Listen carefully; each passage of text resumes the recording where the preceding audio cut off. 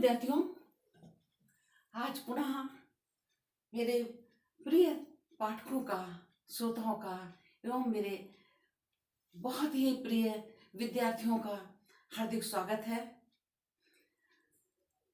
आप लोगों का हर दिन अच्छा जाए, ये मेरी कामना है। हम लोग आज पढ़ेंगे दोनों ओर प्रेम पलता है कविता।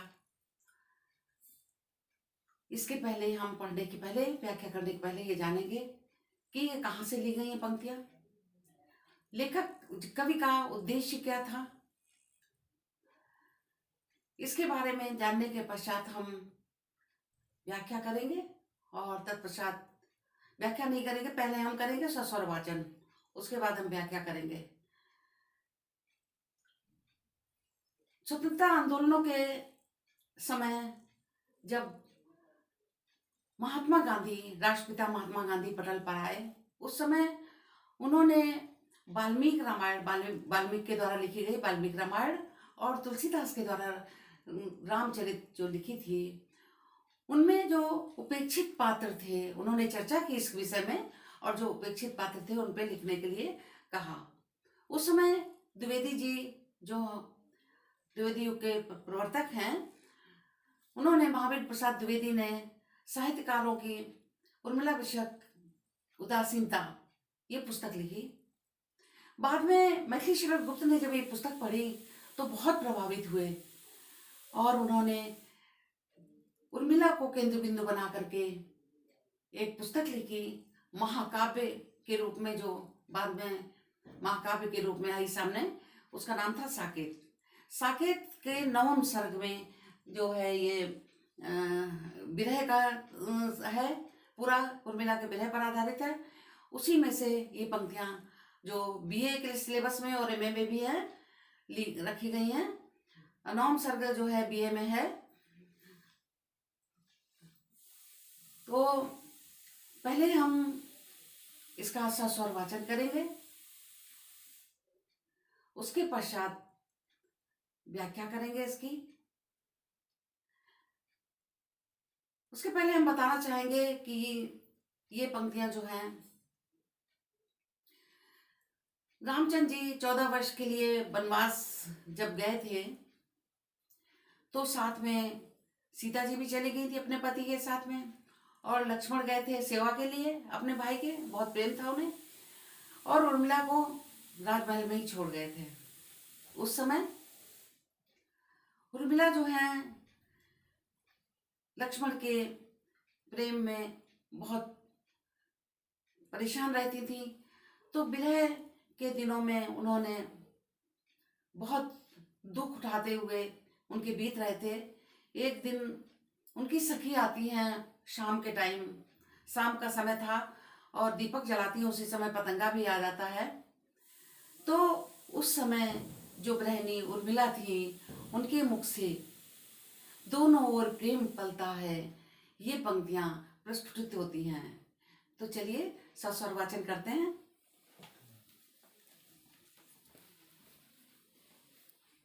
चलिए व्याख्या के पहले हम कविता के वाचन कर लेते हैं।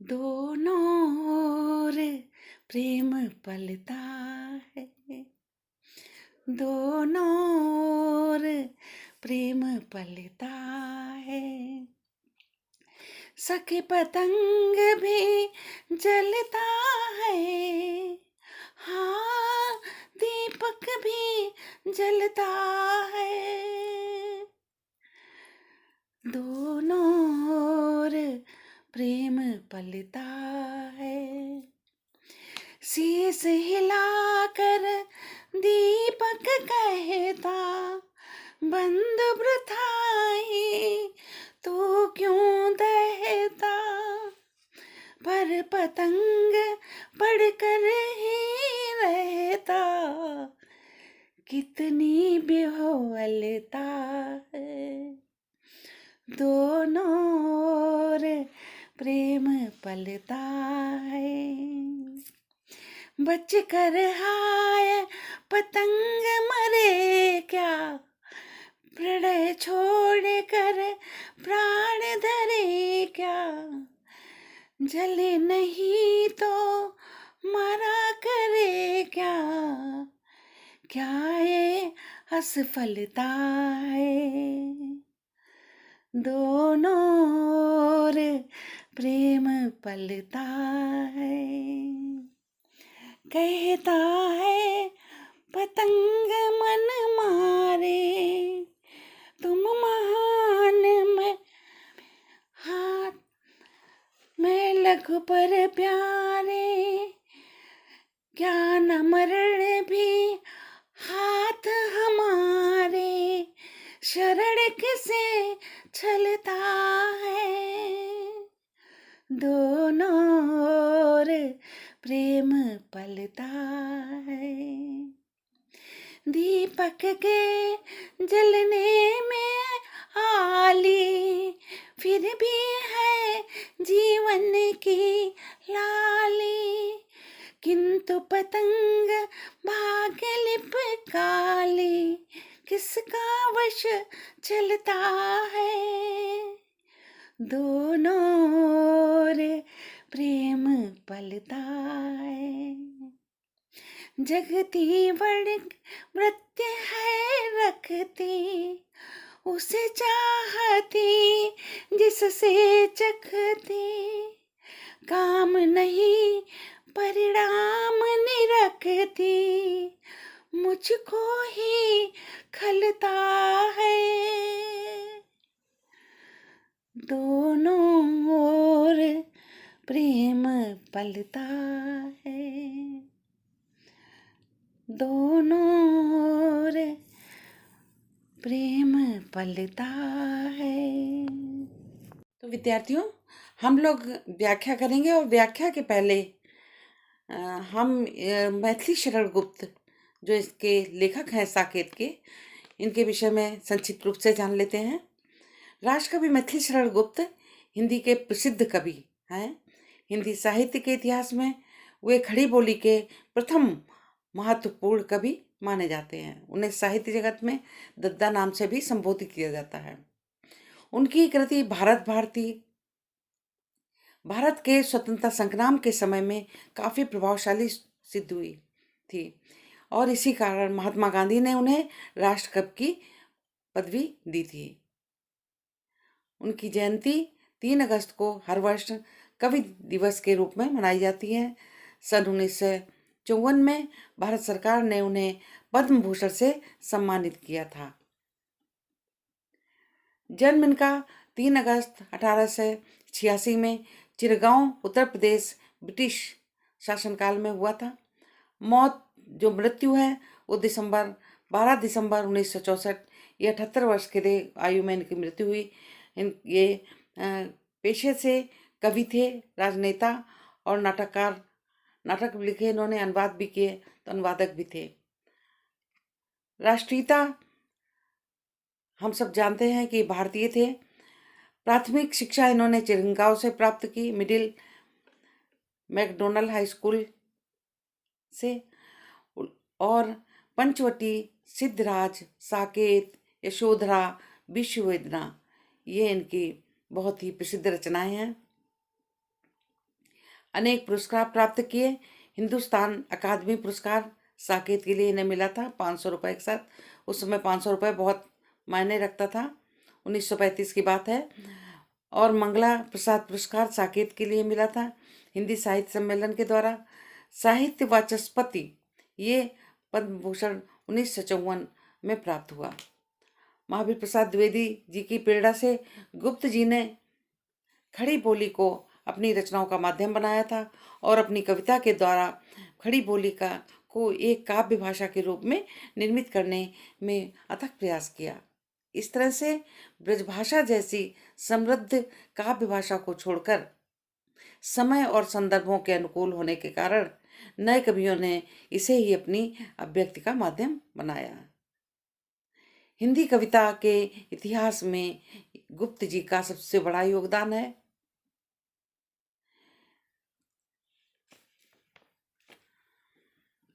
मानवीय संबंधों की रक्षा गुप्त जी के काव्य की प्रथम गुण है, जो पंचवटी से लेकर के जयद्रथ, यशोधरा और साकेत तक के प्रतिष्ठित जो काव्य हैं उसमें प्रतिफलित हुए हैं। साकेत रचना जो है वो सबसे ज़्यादा प्रसिद्धि प्राप्त की, सर्वोच्च शिखर पर रही है।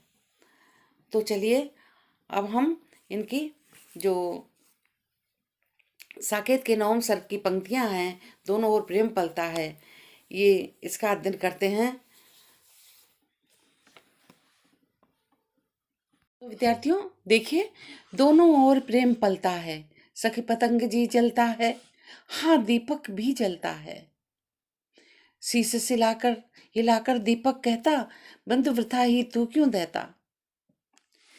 प्रस्तुत पंक्तियां राष्ट्र कवि मैथिली शरण गुप्त के द्वारा रचित साकेत महाकाव्य से ली गई हैं। प्रसंग क्या लिखेंगे? इस कविता में उर्मिला का लक्ष्मण के प्रति अगाध प्रेम भाव व्यक्त हुआ है तथा एकांत में पीड़ा का भाव व्यक्त हुआ है। जो एकांत से पीड़ा का भाव व्यक्त हुआ है।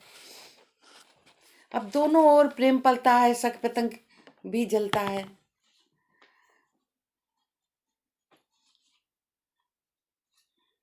इसमें उर्मिला अपनी सखी से कहती हैं कि हे सखी, जो प्रेम होता है, सच्चा प्रेम है, वो दोनों तरफ बराबर बढ़ता है। सखी पतंग भी जलता है। ये पंक्तियां हमने पहले बताया आपको कि उर्मिला दिन भर विरह में के दुख से व्याकुल थी। उन्हें लक्ष्मण की याद आ रही थी। उस समय जब सायंकाल होता है, उस समय उनकी सखी दीपक जलाने आती है और जब जलाती हैं तो पतंगा भी आता है पास में। उन दोनों का साथ दे करके उनके मुंह से ये पंक्तियां निकलती हैं। क्या निकलती हैं? कि दोनों ओर प्रेम पलता है। हे सखी, दोनों तरफ प्रेम पलता है, प्रेम एक तरफा नहीं होता है। अब वो अपने हृदय की बात उस समय कहती हैं। सखी क्योंकि लक्ष्मण बाहर थे और लक्ष्मण को लेकर ये बात कही थी। सखी पतंग भी जलता है, हाँ दीपक भी जलता है।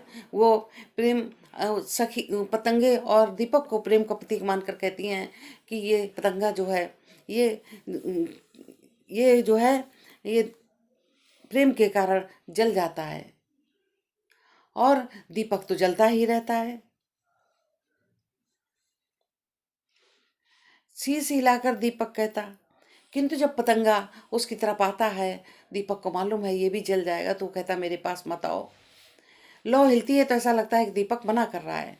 बंधु वृथा तू क्यों देता, कि वृथा ही व्यर्थ ही तू यहाँ पर आकर के जल जाएगा, यहाँ मत आ।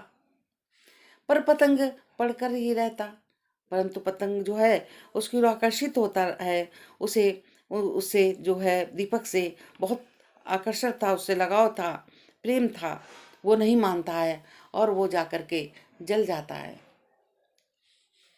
बंद वृथा तू क्यों देता, पर पतंग पढ़कर ही रहता, उसमें जाकर जल अपने आप को जला ही देता है। कितनी विफलता है, कितनी बेचैनी है, कितनी विवशता है। दोनों ओर प्रेम पलता है। इन तो हे सखी, दोनों ओर प्रेम पलता है, क्योंकि यदि वो नहीं भी जलता तो विरह की आग में जल जाता और उस विरह के दुख से जल जाता। इसलिए उसने अपने आप को वहाँ जला करके अपने आप को महान बना लिया, यश प्राप्त कर लिया। फिर क्या है?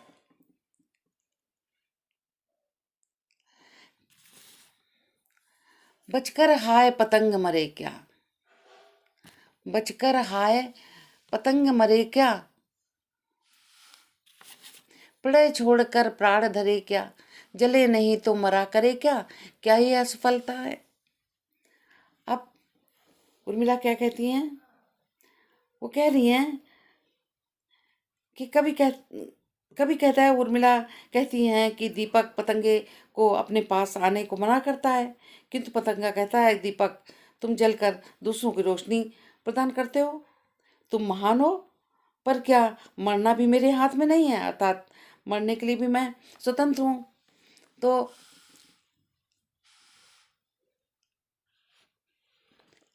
नहीं, ये कहता पतंग मन मारे, इसको पहले देखो। बचकर हाय पतंग मरे क्या, पतंगे की व्यवस्था है कि दीपक से बचकर क्या करे। बचकर हाय पतंग मरे क्या। पतंगे की विवशता है कि दीपक से बचकर क्या करे, विरह के असहनीय अग्नि में जलना ही पड़ेगा। अतः क्या फायदा कि वो बच जाए, इससे अच्छा है कि वो दीपक के पास जाकर, जिसे वो प्रेम करता है, उसके पास ही जाकर अपने प्राण त्याग दे। प्रणय छोड़ प्राण धरे क्या। जो अपने प्रीतम से प्रणय का जो सुख है उसको छोड़ करके वो अपने प्राण कैसे रख सकता है। अगर उसके पास नहीं गया तो क्या होगा, वो विरह के अग्नि में जलता रहेगा, जले नहीं तो मरा करेगा। क्या फायदा उससे दूर रह करके वो विरह के अग्नि में जल जल कर मरे। क्या यह असफलता है। क्या कह रहे हैं कि हे सखी, क्या पतंगे की यह असफलता है कि वो प्रेम में जलकर मर जाता है। उर्मिला कह रही हैं कि ये क्या पतंगे की असफलता है जो प्रेम में जाकर मर जाता है। दोनों ओर प्रेम पलता है हे सखी, दोनों ही ओर प्रेम बराबर पलता है। अब देखिए, कहता है पतंग मन मारे, तू महान मैं लघु के प्यारे। क्या ना मरण भी हाथ हमारे, शरण किसे छलता है। दोनों ओर प्रेम पलता है। कवि कहता है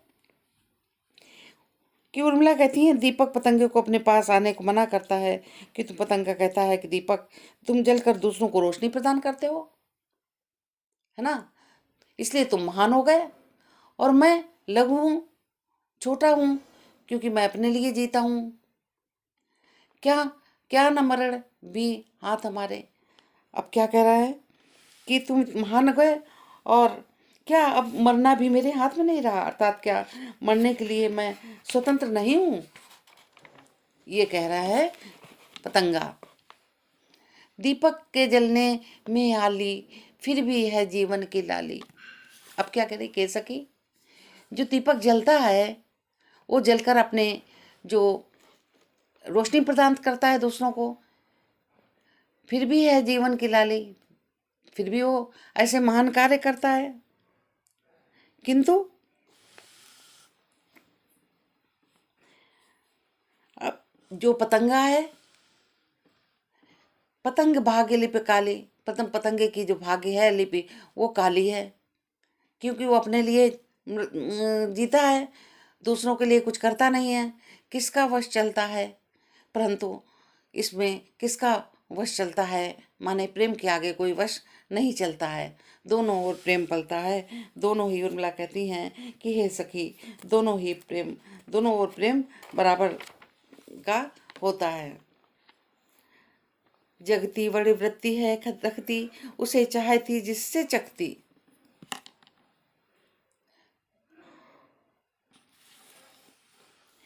उसे चाहती जिससे चखती, काम नहीं परिणाम निरखती, मुझको खलता है।